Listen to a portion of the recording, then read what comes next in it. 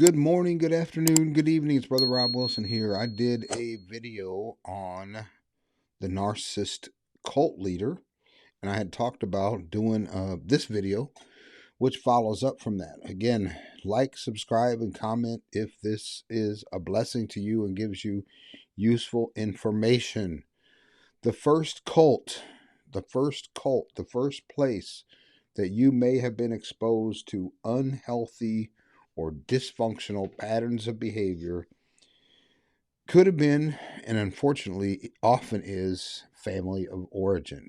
So this diagram to my right here is the framework, the solar system of the narcissistic family unit.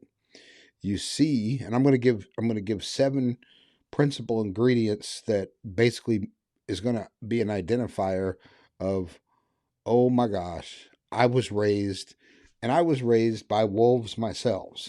But it could be that many of the things that you now are trying to figure out in life, or maybe sometimes that you happen to be attracted to Mr. or Miss Wrong all the time, it could be from a familiar spirit. It could be because you're getting attracted to something that has been a very common pattern in your childhood.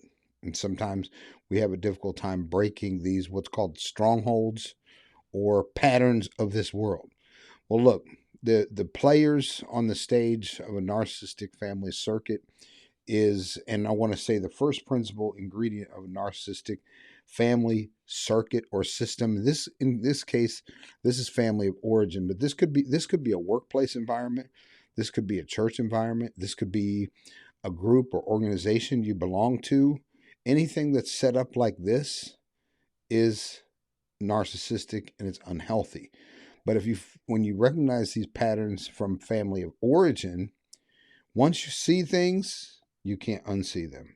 And then you begin to see how these patterns are working and at play in so many other systems and structures which you may be in right now. So, like, don't eliminate this, but think of this as a paradigm or a lens through which you can begin to examine family of origin and then examine other organizations, institutions, and individuals that you are involved with.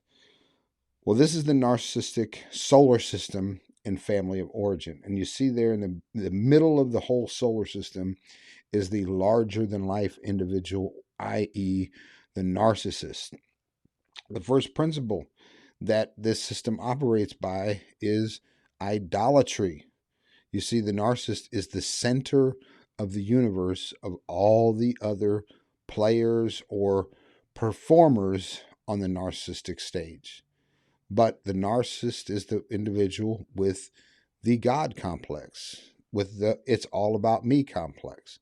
They want to be idolized, and they demand from all the other roles and players in their solar system is they want you to be idolaters. They want your worship. Okay, this could be, like I said, this narcissist, this larger than life figure that like sucks all the air out of the atmosphere in the workplace, workplace meetings, churches, any organization structure. They want to be idolized. It's all about them. So, in a family of origin structure, the next significant person, which is still treated like insignificance by the narcissist, usually the spouse, on another realm in the atmosphere or the solar system of the narcissist, is the golden child. I'll give you some principles that all these go by.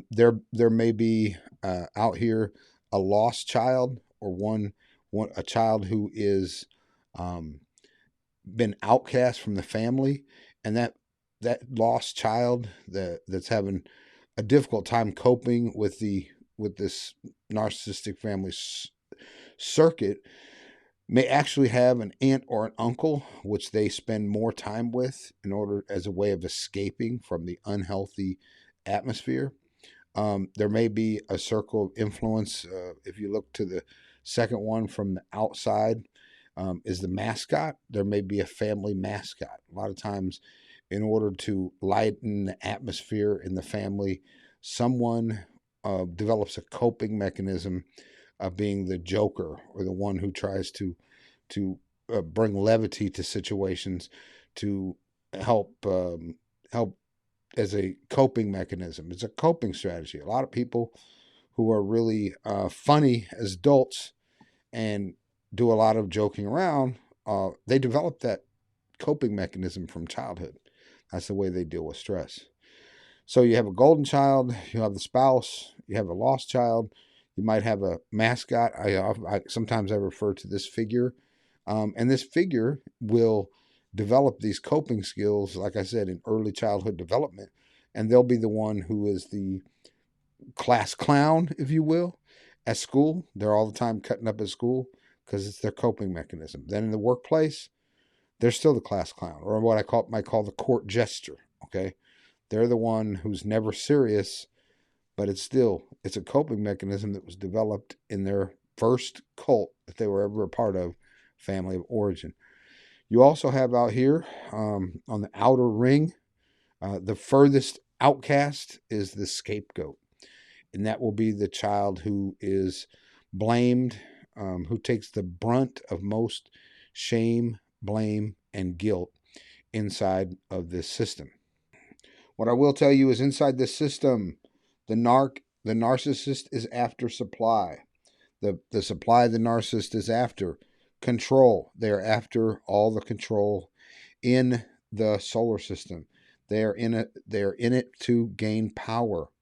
They want affirmation. They they long for the praise from all of the performers and players on stage. They will not be disapproved of by anyone. If anyone acts outside of their role, which again is prescribed by and given by the narcissist, they can be moved from one position to another. In other words, the spouse can be treated like the scapegoat, and the scapegoat can be brought into the inner circle and doted on and shown a lot of attention and affirmation. It's a way of punishing the spouse, or it could be a way the golden child may fall from the narcissist's favor because they disagreed with them or they didn't meet up to their expectations, and then they get scapegoated for a period of time, and the scapegoat gets brought in and shown that love affirmation. But it's usually temporary. It's usually temporary because whoever is the golden child, that could be the narcissistic parent, male or female, who values the oldest child. So the oldest child is the golden child. The oldest child is the child who can do no wrong. The oldest child is the child who sets the bar for all the other children in the family. Or the golden child might be the youngest.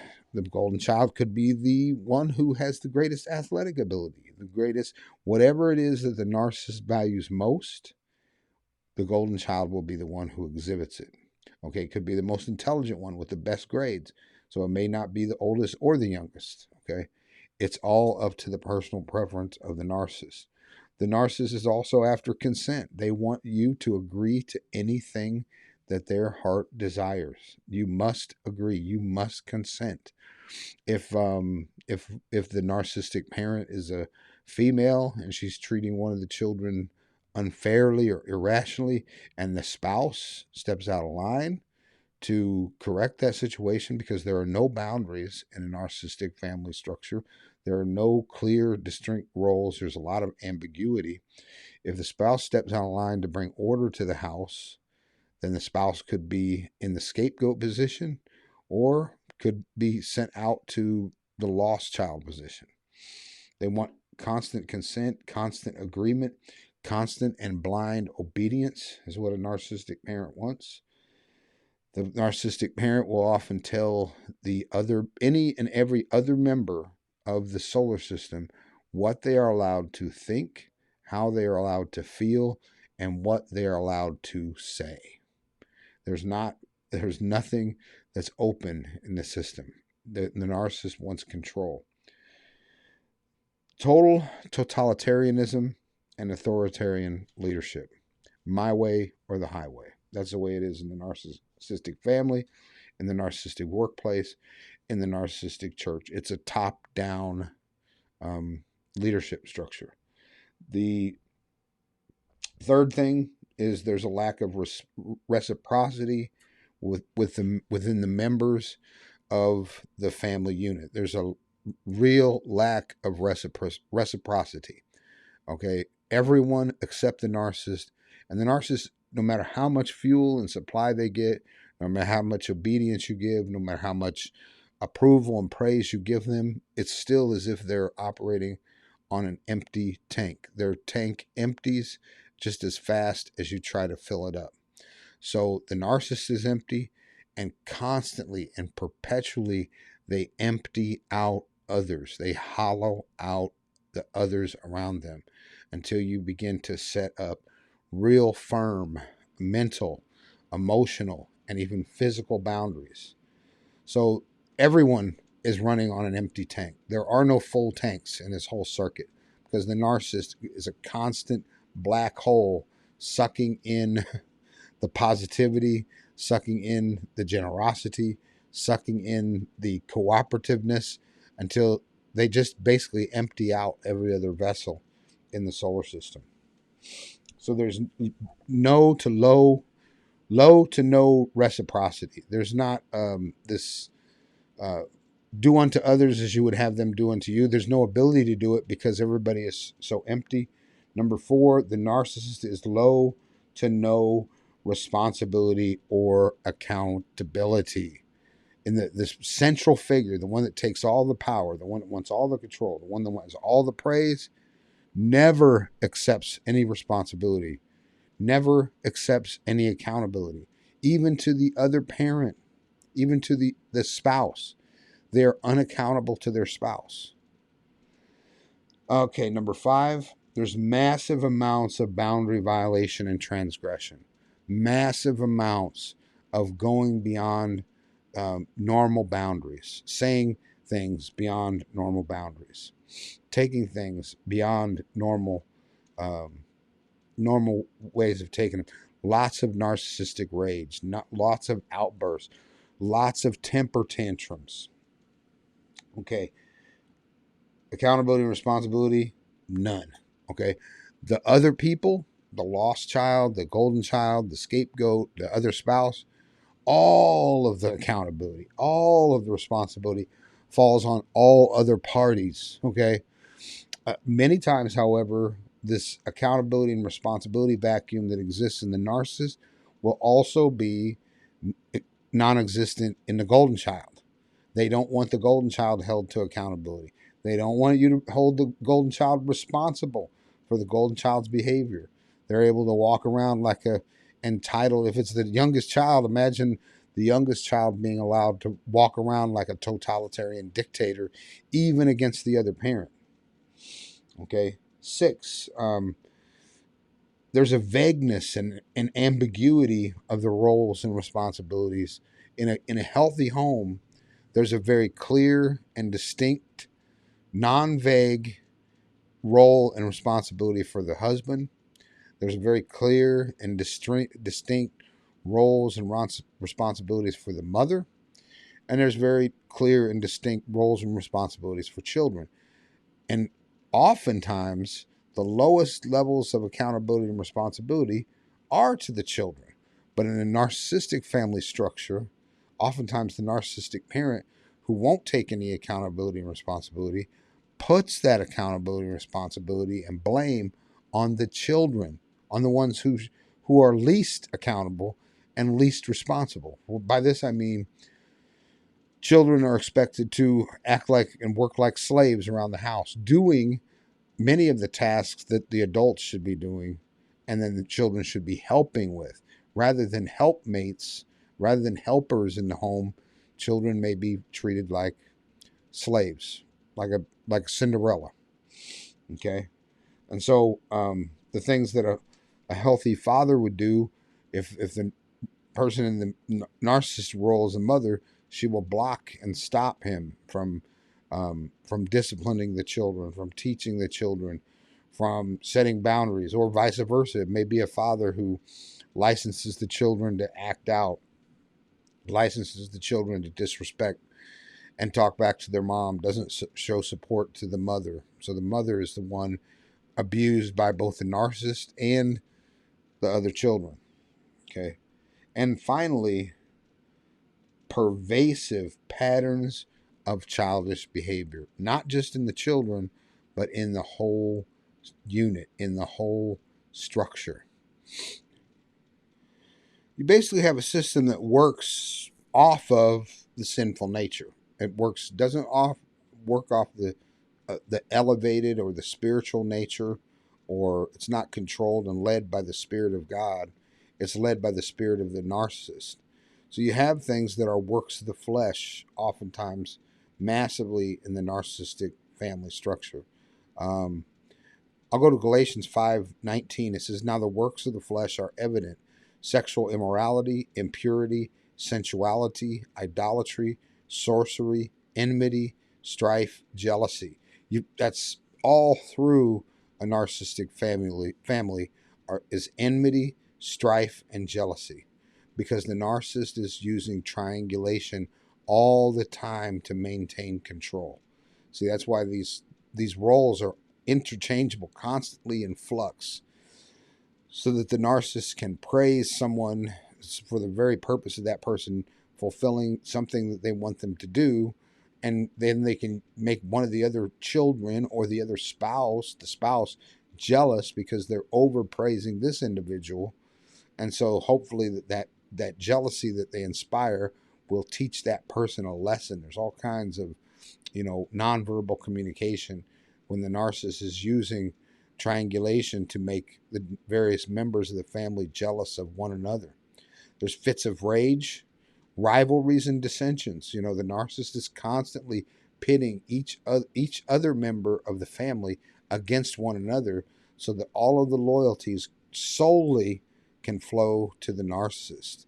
So they're always creating divisions, dissensions, envy, drunkenness, orgies, and things like these. I warn you, as I warned you before, that those who do such things will not inherit the kingdom of God. So you have all kinds of works in the flesh in a narcissistic family unit.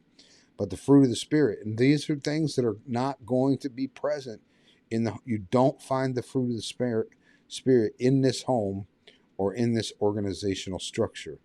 The fruit of the Spirit is love. It's a loveless place. The fruit of the Spirit is joy.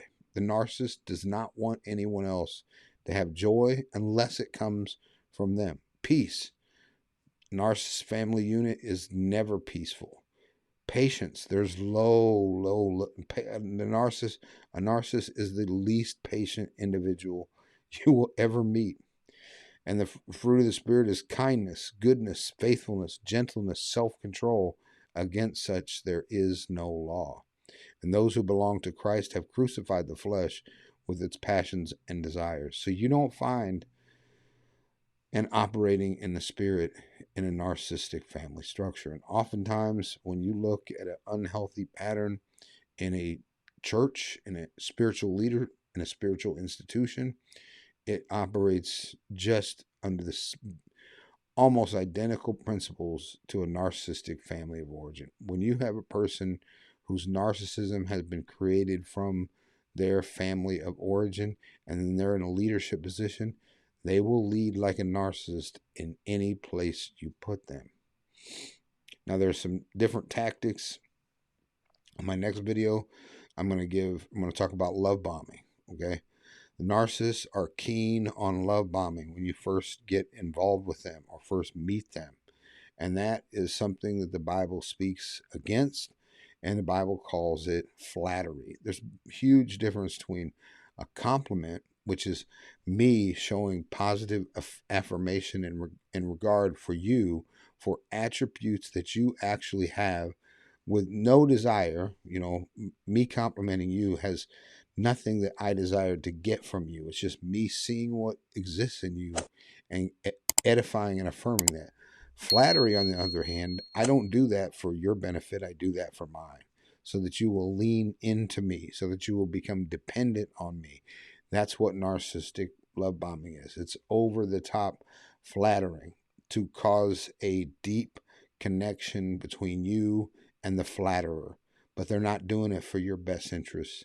They're doing it for yours. So please like, subscribe, and comment. Drop any ways that you have lived through or endured this system, And you'll see that this system, you will find these same roles. You'll find in a church led by a narcissistic leadership that they will have their golden children, and they'll also have their mascots. They'll have their cronies and their comedians. They'll also have their scapegoats. There'll be individuals who they will triangulate in the whole organizational structure. They'll triangulate an us versus them mentality.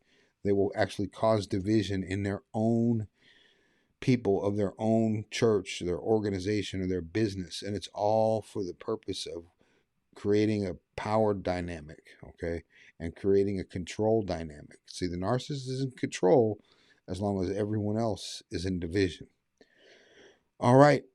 I look forward to you on the next video. I hope you enjoyed this. Please don't forget to like. If you saw this and you can agree with this teaching, please subscribe, drop a comment.